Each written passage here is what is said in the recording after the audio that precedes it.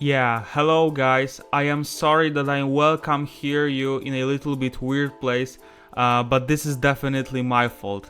Look what happened.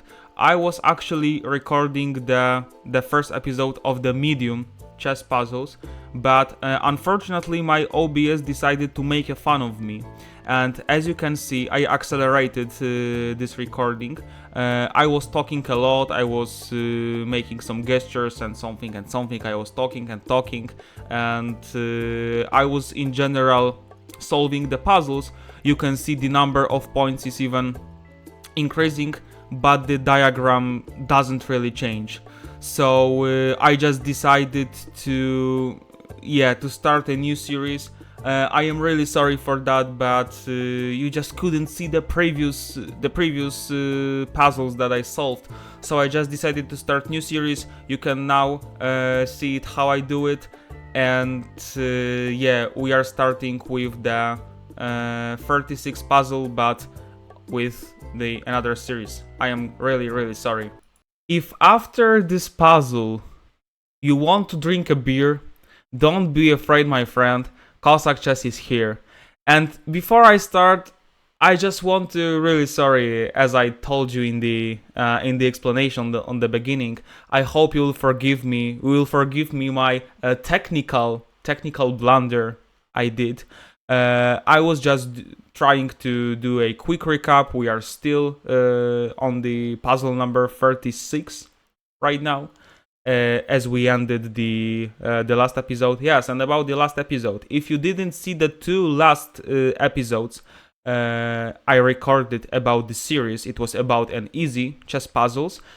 Please, if you didn't see it, you just need to do it, I believe, because I mentioned there a lot of really important patterns, motifs. I mentioned there a strategy which I use when I solve such a puzzles, and I would use it in a little bit accelerated way over there, because now we are starting with a medium section, so I don't want to repeat the same things thousands of times. So for those who didn't see it, right above my head in the top right corner, you will see the attachment to the last video, and in the description you will also find the links to the last two episodes of the complete guide to easy chess puzzles. I am once again really sorry for that blunder I did. I hope you will forgive me, and now we can start with the with this exercise. Okay, so what do we have over here? We have a queen. The queen can give a check on g2, right?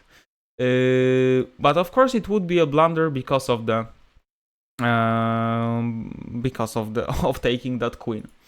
We see the rook is attacking the king, yes, or at least attacking the h2 pawn. So the first thought of our calculation process might be just taking the pawn on h2. Yeah, so let's calculate this line because it's really forcing. King takes h2, rook h5. Maybe I will draw arrows in one color. Rook h2, king h2, rook h5. Then white can cover with the rook h3 check.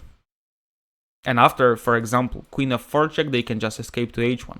And it seems that white is pretty safe. Maybe I can fight for some perpetual check, but definitely not for a winning advantage. Winning advantage because I believe in a strength of these pieces, so I just want to make use of them. Okay, we have several options to continue the attack. So we know that rook h2 and queen g2, so the two only checks in this position, doesn't really work. So my intention is to somehow get rid of the best defenders of the white's position, which are the pawns. I see how to get rid of one of these pawns, and I'm not mentioning the h2 pawn. I see the thing rook takes g2. This move we can also find by using the SBA rule. I really like calling this rule in a Polish way because it means szachy, bicia, ataki, which we can translate into checks, captures, and attacks. But CCA, yeah, CCA sounds stupid. But SBA, it sounds even pretty similar to NBA, you know? So it sounds a little more serious, and it is just greater. It is just greater, I believe. So, after rook takes g2, because if white doesn't care, I will give a checkmate. So rook g2, and we also create a battery. So this is one of the patterns you should know from the easy chess section, After rook takes g2, I can give a check to d1, attacking both king and rook. Now the rook is unprotected, so that's why I make a use of it. And after queen d1, white can cover from the check by playing rook g1. I can take the rook and rook g2. Okay. And the position is not so clear for me, because I need to somehow continue the attack. But I am thinking how to do it. Maybe I know. Because now the rook is pinned. And unfortunately, I can't really make a use of the rook standing on the h file. So if I play rook d8, it looks a little bit strange, right? Because the rook is looking in front of the king. So why to move it from the h file? Well, because of the fact that the rook is pinned, we can make a use of it as a really weak piece. So the piece which can't really come back to the defensive mode. So after this variation, rook g2, queen d1, rook g1, queen f3, rook g2, and rook d8, I am threatening rook d1 checkmate. If white covers the square by playing queen c1, it doesn't really matter. I play rook d1 and win the material. So after rook d8, if he plays h3, I can give a check to on d1, king h2, and queen f4.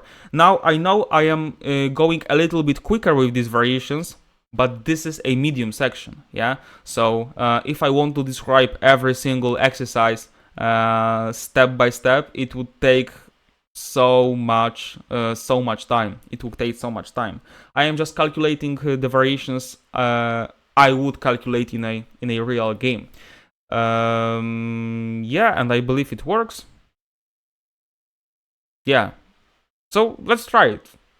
Rook takes g2, queen d1, queen f3, and after rook g2, I believe it was rook d8. Yeah.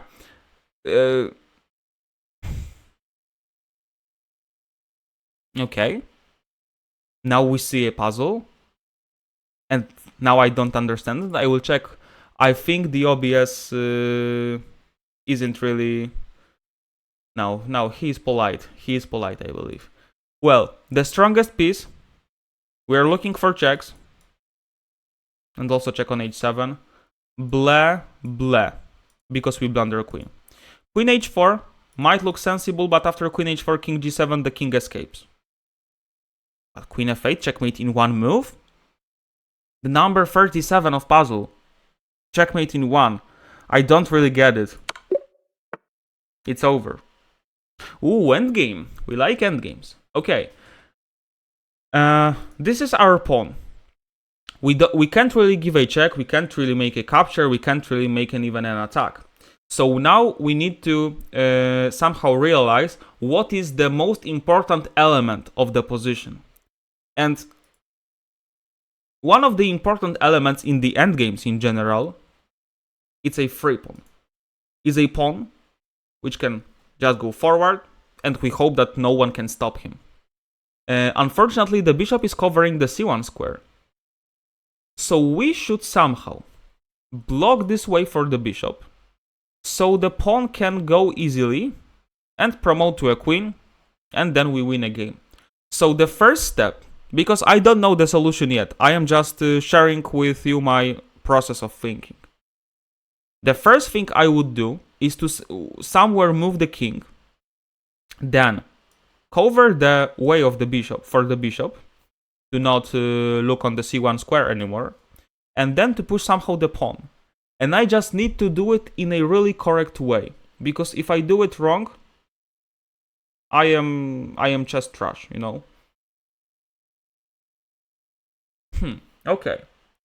So I can play king d1 a move, a little bit shouldering this king, because I believe we need to start with the king move. If we start with the knight move, the king can come closer to the pawn, and it would be really hard for us to make a progress. Maybe not in this exact variation, but in general, the rule. Maybe knight d4, king e3 would be even better to attack this knight additionally. So I play king d1, a little bit shouldering the king. Let's say white just wait. Then I play c2. Okay, white just wait. And then I cover the way for the bishop. I play knight d2, and then c1 square, c1 queen. We won. We won immediately. So after king d1, I expect white to move a king a little bit closer to our pawn. So we play king e3. Then I push c2, and then king d3. And they're really smart, because now knight d2 is impossible due to bishop d2. So king d1, king e3, c2, king d3. We made some progress because now the pawn is on c2. Now we need to find a way to somehow block this bishop. Maybe I can give a check to c5. Because if I don't see anything, I am considering checks. This is as simple as that. And I think somehow it might... everything is clear there. King d1, king e3, c2, king d3, knight c5. Now, white has a lot of options to go 1, 2, 3, 4, and we need to consider every of them. If white goes king d4, knight d6, a fork. Okay, so we are fine. Because if we do a fork, we grab a bishop. If we grab a bishop, the pawn is easily promoted. If the king moves on e3, it covers the g5 bishop, so we can easily promote. Again, we can discard this option really quickly. If the king goes to c3, this is the same story. Knight e4, a fork, we grab a bishop, then we promote a pawn, so we can also discard this option. And the only sensible way in this position is to play king c4. But because it doesn't cover the bishop and we don't blunder a fork. But after king c4, I believe we can play knight e4 anyway, attacking the bishop. So we make this bishop to make a move.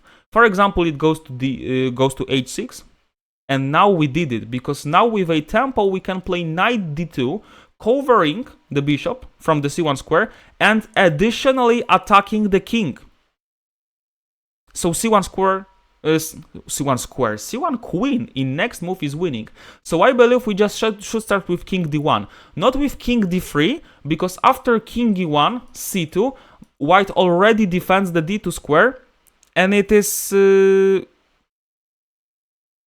easier for white to make some potential fortress. So I believe if we start with king d1 after king e3, white needs to lose another tempo to cover the d2 square, and as I showed you in this following variations, we are winning. So I play king d1, and we did it.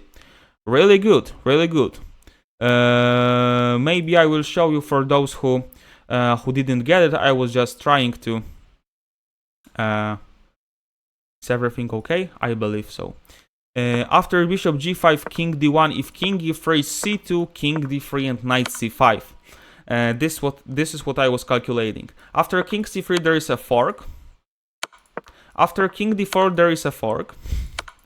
After king e3, the bishop is shouting at his king, so c1 queen. And after king c4, we can play knight d4 attacking the bishop. The bishop moves somewhere, knight d2, we promote to a queen. So I hope now this is understandable. After king d3, yeah, white can play king e1, already blocking the d2 square. If we play knight d2, we can just maybe even take and play king d1, and it's... no, what I am talking about, I am stupid. After knight d2, I can just play king d1. Yeah, I don't admit to what have I just showed, really. Yeah, but after such move, king d1, c2, knight d2 is an easy plan. Yeah. Now I hope if I yes, you should see everything. Now I'm double or even triple or even quadruple checking it all, because I don't really want to repeat the situation. I had some time ago. Okay, d6. Now we need to, in this medium section, we would rather think a little bit more prophylactic, in a more prophylactic way. In a lot of these examples, we can make the opponent's life a little bit harder, and we want to somehow fight against his threats. He is threatening us. So, d6, e5. They are 2-3 pawns. They are really, really strong, and I wish I can stop them. But I see also the rook is hanging, so why just not to take the rook? Why just not to take the free rook? But after king d5, after king b5, there is a move d7. The only way I can stop the d7 pawn is to come back with the rook on a8. Then the white pushes e6. Yeah, these pawns are really close. The alone rook can't really stop the two passed pawns, especially when they are that close to the last rank. There is even a rule when we have an alone rook fighting against two passed pawns, and the two passed pawns have additionally if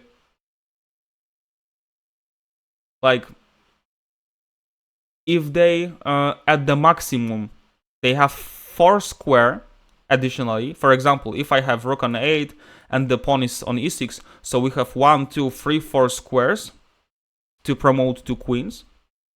If there is at maximum or at minimum, no, at maximum, if there is a maximum of 4 squares summing up the squares the two pawns can reach the last rank, the alone rook can't stop these pawns. The same thing happens with the pawn on d7 and with the pawn on e5, because if we see 1, 2, 3, 4 squares, if we sum it up, and if we have the alone rook can't stop these two pawns, even though they are a little bit separated, as it may seem right now. Because after rook d8, the white pawn just pushes, and pushes. And it's over. So, knowing this fact, I think I would need a help of another piece, and I don't have any other piece than the king. So after king takes b5, d7, rook a8, e6, now I just need to play king c6, just to help to get rid of these pawns, to eliminate, to delay these pawns. And after king c6, I am threatening to play king d6, take this pawn and take this pawn. And also after d7, rook a8, e6, king c6. After move e7, now this pawn is hanging. So after king takes d7, I grabbed all the unpleasant pawns, and being rook up, I am totally winning. So I take the rook, I stop the promotion, and now I help my rook by playing king c6. Okay. Ooh. Next position. Now, I think I need to think a little bit. But okay, I just told you that whenever I think about the position, I want to share with you with my process thinking. So I count the material and I see I am rook down. So I need to play in a quite a quick manner. If I play in a quick manner, I think I will do something, because I have a lot of pieces in the attack. These two pieces are already on the queen side, and this one has a potential to bring itself to the king side, right? Queen side, sorry. So now I need to create somehow what to do. I have a queen, I have a bishop, so I can make a DB. If you don't know what is DB, this is a, let's say, a shortened name of the diagonal battery, but diagonal battery is too long to say it every single time we see it. So I just will use the DB. We can use a DB, for example, I don't know, playing queen c5, making a DB, but he can just exchange the rook.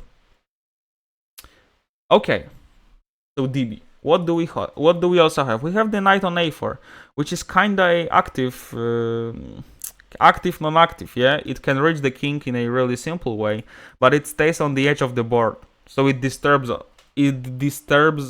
a little bit. Let's consider maybe checks with the strongest piece. Queen takes f7, this is the only sensible check I see, because queen c6 is blah. Queen f7, knight ge7. Black develops piece, and also cover from the check. Okay. And now after queen takes f7, knight e7, we can play bishop f4.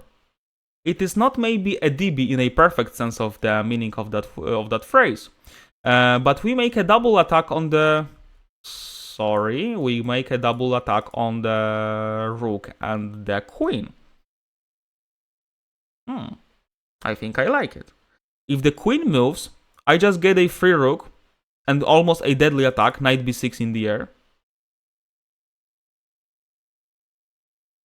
So do black has another options, because as I told you in probably the first video, if you see one variation which is winning for you, it doesn't mean that all the variations after which black can use are winning for you, right? So after queen f7, we need also to consider this move, knight d7, but it doesn't change anything, bishop e4, and still there's a double attack. After queen f7, we can also play king b8, but it doesn't change it anyway, since the king is still on the same diagonal. And after queen f7, king c8, knight b6, king b8, bishop f4 is the same thing. And after queen f7, if king goes to d8, I can play bishop b6 check and give a checkmate on c7. And I believe this is, this is it. Why I found this solution? Because, well, I considered check with my strongest piece, and then I realized I can make the, well, I see this format of pieces. King, rook, and queen on one diagonal. If you see such patterns, this is another pattern to remember. If you see opponent's pieces staying on one line, on one diagonal, especially with the king on it, there is a high probability that something will happen on that part of the board. We saw a lot of examples when the king and the rook were staying on the one line, and we just needed to give a check along this line to get the rook. If we see king, rook, and queen, there's no way that something would not happen on this diagonal, okay? This is just a pattern recognition I use. So you need to search for such patterns. You need to look for the opponent's king, especially, and the opponent's queens if they are staying on the same diagonal, on the same line. It would really help us, because the only pieces we can make use of using the diagonals, they are bishop and queen. If we are talking about using the lines, these are rooks and queen. So queen takes f7, bishop f4, and just take it, and we're perfectly fine. Okay, the next task. This is a typical task for the puzzle rushes. So I'm really surprised that this appeared on the level of puzzle 41, because this piece would be unprotected if we take it with the bishop. Well, I saw this motif like million times, really million. I am not kidding, million times. After bishop a6, knight a6, I think I can just give a check on a4 and just take the free undefended piece on a6, and I can't just say nothing about it. It is just all about the fact that the diagonal for the king is opened, and we attack the undefended piece over there. So this is another motif you just need to learn. The piece on a6 is left undefended. The king on e8 is still left without a castle, so we just get a free piece. Okay, 41. Now, bishop and queen are the most active pieces, so we want to create a mating attack, because we see the double pressure on the h7 square. But if we take with the queen, the king escapes on f7, and it seems that it will escape that really fine way. Of course, we don't want to allow such tricks. So we can consider taking with the bishop on h7. Yeah, we consider checks at first sight. The king has to escape to do h8, and now we need to be clever because now we want to give a check. We need to keep checking his king, but not allow him to escape via f7, e8, and so on. So where to put the bishop in order to not allow him to escape via f7? Of course, we need to put the bishop on g6, right? So if we play bishop takes h7, no, maybe I will show you because the chesscom doesn't show the way. If we play bishop takes h, because after queen h7, king f7, if we keep checking, black can just defend by the knight and keep escaping, right? So after bishop takes h7, king h8, bishop g6, really important move. We are still in check, so king g8, and now queen h7 checkmate. Let's have a look. We improved this position by moving this bishop to g6, but it changes a lot, right? Because in this position, the bishop is on d3, and in this position, the bishop is on g6. So we both protecting h7 and f7 square, which is really important. Remember about this motif. Just take the pawn, move the bishop, and cover a really, really important square. You gave a checkmate. So congratulations. Okay.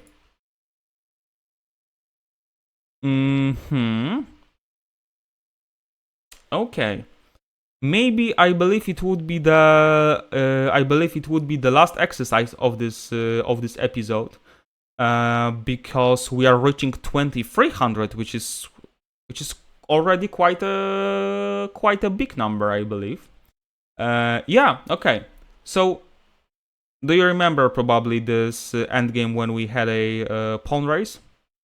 If you don't remember it, check the episode number 2 of Easy Chess Puzzles. Of course, we need to first check these races. d3, h6, d2, h7, queen, queen. Maybe it would happen something over there because we can take the pawn, but this variation is really inappropriate. Because after d3, we can just first take the bishop, then play h6, d2, h7, queen, queen, and we have a... Pardon. After queen f3, king g1, we have just reached an endgame queen versus queen, which is a dead draw. We can't do nothing there. So maybe let's consider the capturing on g3 first, because we can't give a check, so we need to then, by knowing the SBA rule, we need to consider a captures as a second option. So bishop g3, let's say maybe h6. If the pawn runs away, I think we can easily stop it. Bishop e5 covers the h8 square, so the pawn never promotes. And if the pawn never promotes, we have an endgame with being piece up, so we are perfectly fine. So after bishop g3, king g3. And what is the difference? Because we can also push our pawns. We promote first, but white promotes second. We both have queens on the board. But the main difference is the fact that the king is on g3. And do you know the rule? We can make the king to go to the one line with the queen. And you remember probably the rule. If you have king and queen, any piece on one line, you can make a tactic by using this pattern. Just give a check along this line, king goes somewhere, and you are getting this undefended piece. And you will see that the same thing happens there. Bishop g3, d3, d2. I promote to a queen, I give a check, and the king and queen is on the one line. So it is just enough to give a check along this line, get the queen, and we won the endgame. Yeah? Okay, if we reach 2300, maybe we will end this episode. So we haven't reached 2300 yet. So okay, what I see one check, but it doesn't work, it's bleh. I see this rook is undefended, and I just see the pattern, because the king can't move forward, so we can make a use of a back rank mate, pattern. So if we somehow put if we somehow put the rook on the d file or any heavy piece, it might be also a queen if we manage. We are just winning. We are just winning. So the only way to get this rook to d8 is to somehow get rid of this pawn. If we play bishop d5, rook d5, okay, sorry, we exchange the rook we want to go for on d8. So this is not the way, of course. But we can get rid of this pawn by sacrificing the rook. Rook takes e4. If d takes e4, of course, we take the rook and we are happy. Yeah? There is a check, a back rank mate. Not really mate because the queen can escape, but if we take the rook, we are also happy because we are queen up. So after rook e4 can happen. And again, the rook doesn't have an access to a d8 square. But this is not a problem for us. Queen takes e4, we take the rook, and we want black make to take the queen, and then we take the rook on d8. After queen f8, rook f8, king f8, we are piece up. This is the worst scenario we can get. In the worst scenario, we are piece up. Rook e4, queen e4, rook d8. And we crossed 2300. So, guys, okay. This episode maybe was a little bit harder since I was explaining these things a little bit quicker than I did in the easy section. But I hope it is understandable because now the level is a little bit medium. But I hope anyway these tasks are not that challenging because it's a medium level. If you know, of course, it's also the matter of experience. If you think logically, if you know a lot of patterns, because I can spot these patterns in a really quick time, because this is not that I'm saying, oh, I'm the best or something. No. This is just a sort of an experience I've got solving these exercises through 15 years of training of chess, right? This was the finest part of my chess training, and it still is. I love solving puzzles. So that's why I saw these patterns thousands of times, really. Thousands, and even 10,000s of times. So if you train, if you do it regularly, you will also spot these patterns in that quick way. And I wish you to do it in that quick way. But I will also explain some more patterns if they appear in in other episodes, because now we are crossing even a higher level. We are making another step to the more challenging exercises. I hope you are going to still be with me. KosakChess was there, and see you later in the next episodes on complete guide to medium chess puzzles. Bye bye.